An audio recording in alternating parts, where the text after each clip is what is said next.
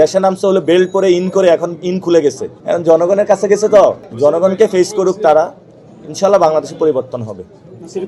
এজন্য আমি বলেছিলাম দুর্নীতি, সন্ত্রাস, চাঁদাবাজি যারা এই বাংলাদেশে, এগুলার যদি গডফাদার খুঁজতে যান তাহলে একজন ব্যক্তিকে খুঁজে পাবেন যে দেশে নামছে হলো বেল্ট পরে ইন করে, এখন ইন খুলে গেছে, এখন জনগণের কাছে গেছে, তো জনগণকে ফেস করুক তারা, ইনশাল্লাহ বাংলাদেশে পরিবর্তন হবে। কেউ কিছু বলে উত্তর দেওয়ার দরকার নাই। আমি বললাম যে কেন, বললো যেটা অপ্রাসঙ্গিক বিষয় সেই বিষয়ে উত্তর দেওয়া তো আসলে সময় নষ্ট। তো মুরব্বীদের পরামর্শটা আমি নিয়েছি। তো আমাকে ওনারা এটাও বলেছে যে এখানে কি করতে হবে, কি জনগণের সমস্যার সমাধান, তুমি এটা নিয়ে কথা বলো। তো চামিলিবাগে এসে যেটা শুনলাম, এখানে হলো গ্যাসের লাইন আছে কিন্তু গ্যাস নাই, মানুষ কারেন্টের বৈদ্যুতিক চুলা দিয়ে রান্না করতে হয়। তো এই বড় বড় ফ্ল্যাট বিল্ডিংগুলোতে যদি আমরা গ্যাসের সমস্যার সমাধান করব ইনশাল্লাহ 12 তারিখের পরে। এখানে পানির সমস্যা রয়েছে, আমরা এটা সমস্যার সমাধান করব। যে ছোট ছোট বাচ্চারা আছে তারা স্কুলে যখন ভর্তি হয়, স্কুলে ঢাকা আর্টে ভর্তি বাণিজ্য হয়, বিকারুন্নেসা, শুদ্ধেশ্বরী, আইডিয়ালে, বিভিন্ন জায়গায়। আমরা সকল স্কুল এবং কলেজে ভর্তি বাণিজ্য বন্ধ করব। এখানে তরুণ এবং যুব সমাজ যারা রয়েছে তারা বিভিন্ন জায়গায় মাদকাসক্তের ছোবলে আক্রান্ত হচ্ছে। আমরা এখানে ঢাকা আর্টে মাদকাসক্ত যারা রয়েছে তাদের পুনর্বাসন কেন্দ্র করব এবং মাদক সমস্যার সমাধান করব। ঢাকা আর্টে কেউ মাদক নিবেও না, দিবেও না, সব মাদকের সিন্ডিকেট আমরা ইনশাল্লাহ ভেঙে দিব।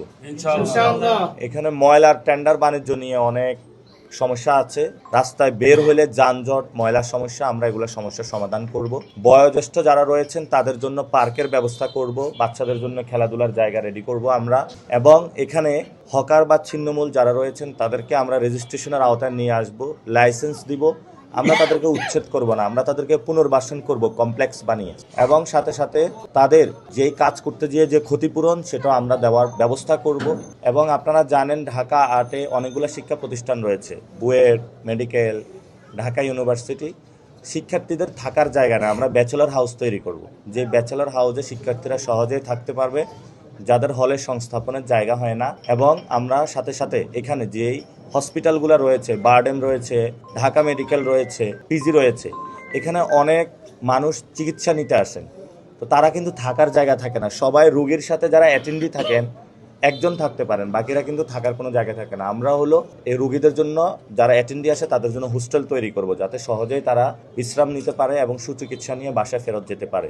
আর আমরা ঢাকা আর্টে ইনশাল্লাহ 12 তারিখ পরে চাঁদাবাজি, দুর্নীতি বন্ধ করে দিব, চিরতরে এখানে ইনশাল্লাহ বন্ধ করে দিব। আর আমরা আমাদের এখানে অনেক প্রার্থীকে দেখতে পাচ্ছি অনেক সন্ত্রাসী, দুর্নীতিবাজ এবং চাঁদাবাজদের নিয়ে ক্যাম্পেইন করতেছে। এটা কিন্তু ভোটারদের সাথে বৃদ্ধাঙ্গুলি প্রদর্শন হচ্ছে।